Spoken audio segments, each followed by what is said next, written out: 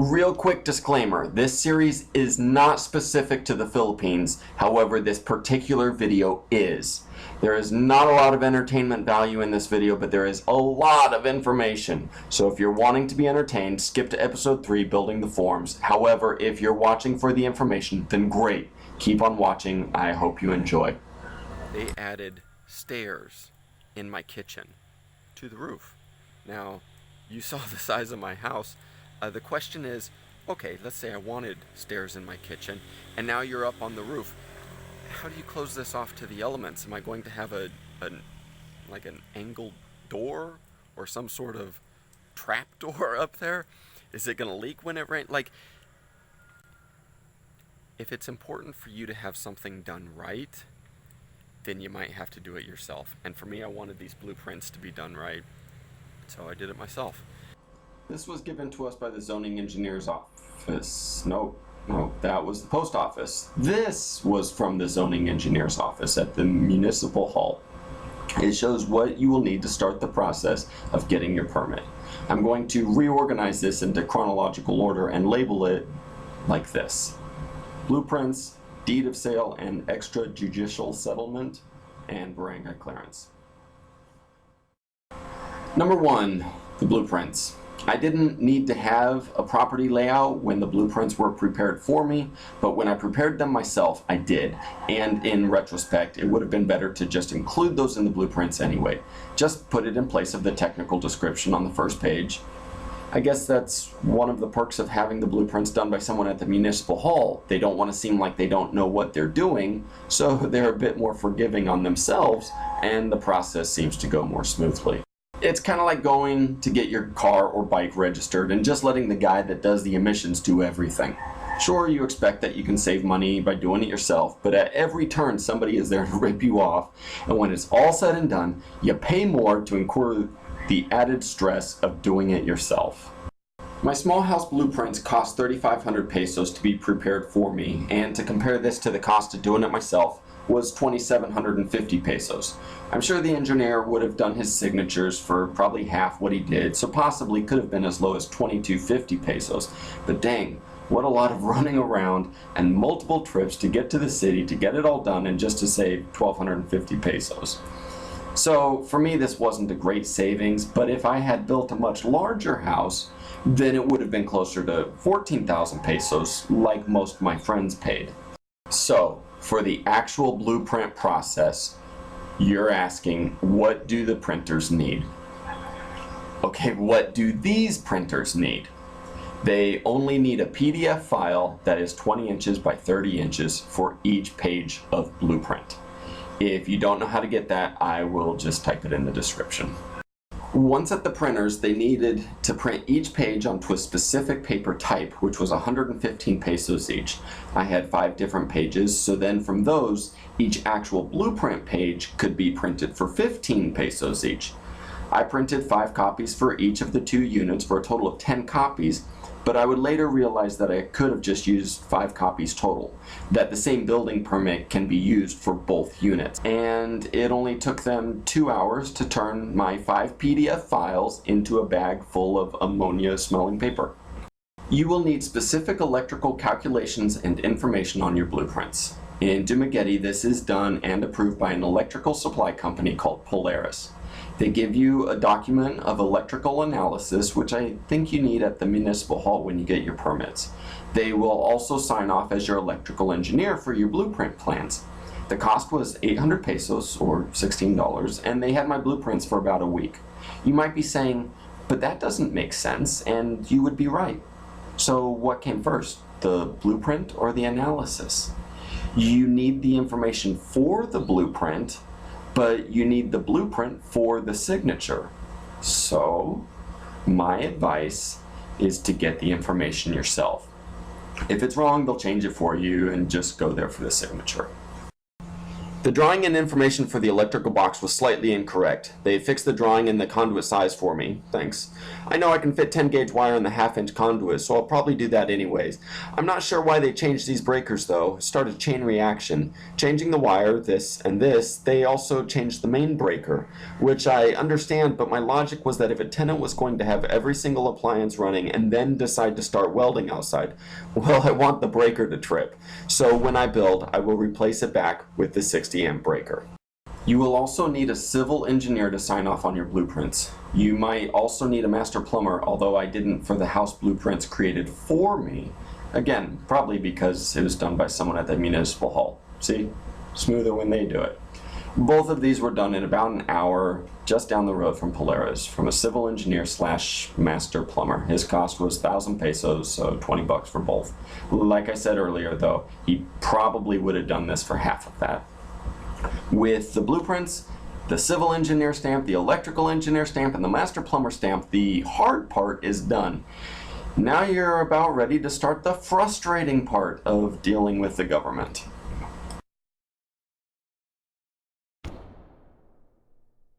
Alright, number 2. The land deed was not yet in our name, so we needed to bring in our deed of sale and the extrajudicial settlement. But bring everything related to your purchase. They might ask for it. And make copies of all of this before you go in, because they will keep whatever you give them. They will ask you if your lot is along the road, so be prepared to provide documentation that you have legal access to your building site if your property is not along the road. I believe they are trying to be certain that you can legally put power poles on whoever owns the land between your house and the road. Number 3, the barangay clearance. Easy peasy, go to your barangay hall, let your wife pay the 30 pesos or whatever, and you're done. This clearance is only good for 60 days though, so I wouldn't get the clearance too soon before applying for your permits. However, our barangay captain was not easy to track down either. Whenever we needed something, it would usually take a day or two. So now for the permits. Go to the municipal hall and bring these 3 things to the zoning office. Blueprints, proof of ownership, and barangay clearance. You will be sent lots of times between the zoning engineer and the municipal engineer, then to the fire chief, and finally back to the municipal engineer for you. For us, it took about 2 weeks, going here and there as we had time. So my cost for 2 units, which was substantially more than when I built my house about a year prior, was 3,700 pesos for the zoning engineer, 2,532 pesos for the municipal engineer, and 2,343 pesos for the fire department. So here are some things to consider to help this process. Almost everything is based off of square footage. So if you are pinching pennies, I recommend getting your blueprints done at a minimum of square footage and then increasing it as desired as you build. They are concerned with the layout of the building plan, not the area or even proportional. Weird, huh? I did my blueprints exact. I just figured this would be easier in the long run, but in hindsight, my first house had the inside bathroom walls built to the outside wall dimensions. This left the bathroom about a foot shorter than the blueprints. So even if you do the prints exact, there are no guarantees it'll make the final product correct. Don't count on your workers understanding the blueprints either. They want to look at them and they will ask to look at them, but don't count on it being for any reason other than curiosity. This next part is pretty important. So if you think that you don't want your experience to go from bad to horrifying, then you probably should listen to this. You might have the idea to start building before you have your permit. I had heard mixed concerns prior to building my first house about this. I was getting my permit about a month prior to being ready to build, so I figured I would just ask. At the city engineer office, I asked what the penalty was for building before a permit, and she said fees are double. I asked, well, how much are the fees? They are based on square meters, so for my tiny little 5.5 by 5.5 meter house, it was less than 1,000 pesos. I scoffed and said, rent for my apartment is over 8,000 pesos, so it's a no-brainer. I would have, if I needed to, started building without a permit. Now, a year later, we are now applying for the permit for these apartments that this series is based on. And every department has asked if we have started building yet. I say no. Finally, the fire department, I say no. But even if we had, the engineer said the penalty is only double fees. The fire chief said, for the engineer. But for fire, it's 50,000 pesos. That is a huge difference, and obviously each department has their own penalty. I've heard stories of where people were forced to build roads costing hundreds of thousands of pesos because the local government was bullying them after getting caught building without a permit.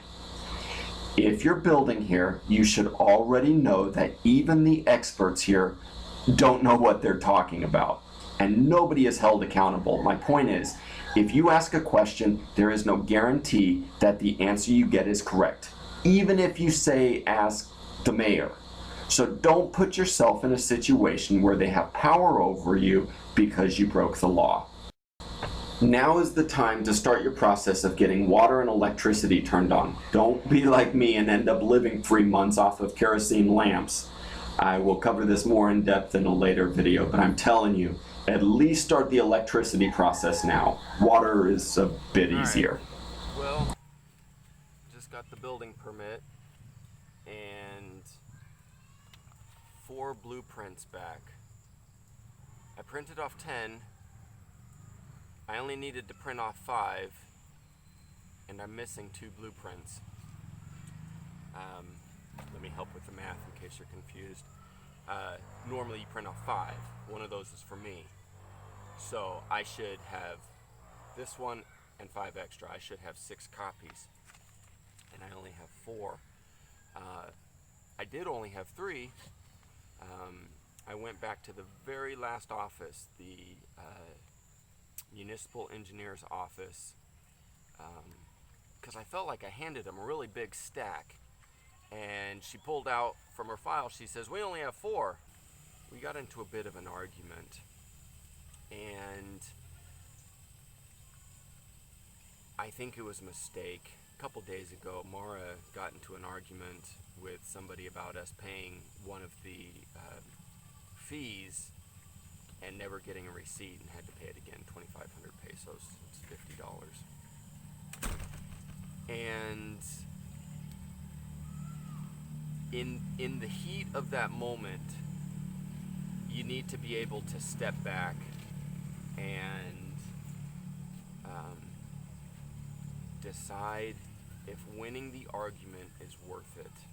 You know, this is the only, we have to go through them to get these permits to build anything. And making enemies there is probably a bad idea. And by the end of it, she's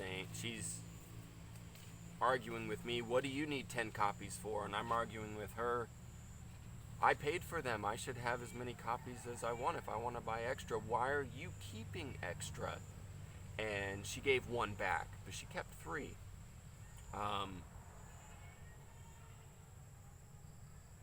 Isn't she beautiful? So, you know, if I had intended to give those to my plumber, my electrician, my foreman, you know, if you have extra, they take it for no reason. You have to choose your battles. But we learn a little bit every time something like this happens, and the things that I'm taking from this is ensure you have your receipts, no matter how small, and ensure you have your blueprints, no matter how many.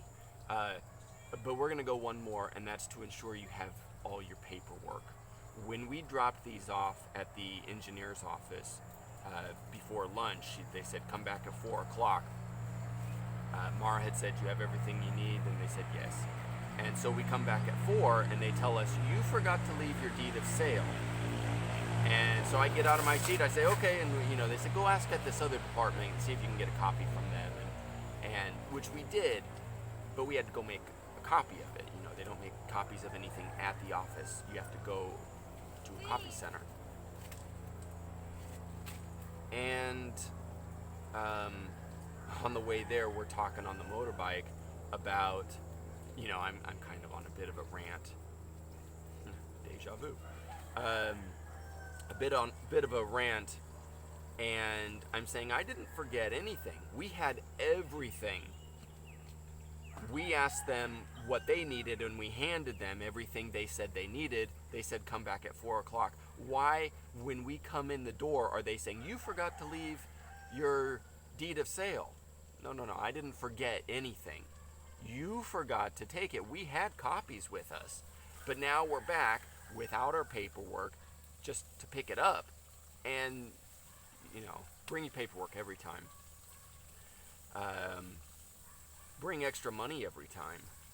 Twice we only had to pay for 3 or 4 things. 2 of those times I end up paying for something that's exponentially more than I expected it to be. The fire department was $3,200, $2,300, something like that. I'll break it down at some point in this video. For our house when we built that though, that was like, it was less than 200. I want to say it was like 150, but it could have just been 50. It was very low. So all of a sudden, for this now, granted, higher square footage, but to be 20 times more, okay, 10 times more, 12, 15 times more, it just, and they said that happened just a few days ago. I guess all their prices, a new law was passed or something. But we did it. Building permit cost a lot of stress. This time they did say print off and display your building permit number. They didn't tell us that last time, so I didn't last time. But I will this time. I don't know why they do that, but this is complete. I should have all of the information I need for this aspect. Let's try to get this video out. And thanks for watching. Please subscribe.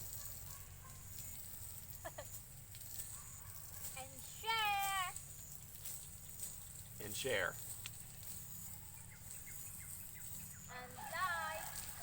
And like. But most importantly, subscribe. I would like 1,000 subscribers before the project is done. I was hoping to have 1,000, well no, that's not true.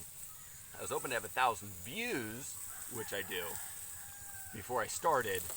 And when I went into YouTube, they changed it from 1,000 views to 1,000 subscribers. Sorry. So, she's getting me wet. Hi. Subscribe.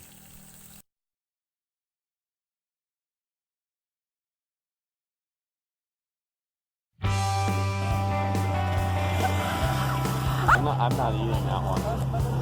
This?